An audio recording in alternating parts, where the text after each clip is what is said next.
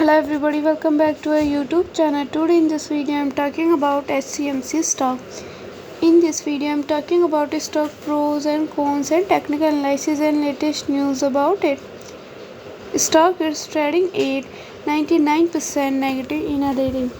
We can easily see stock was volatile for a day.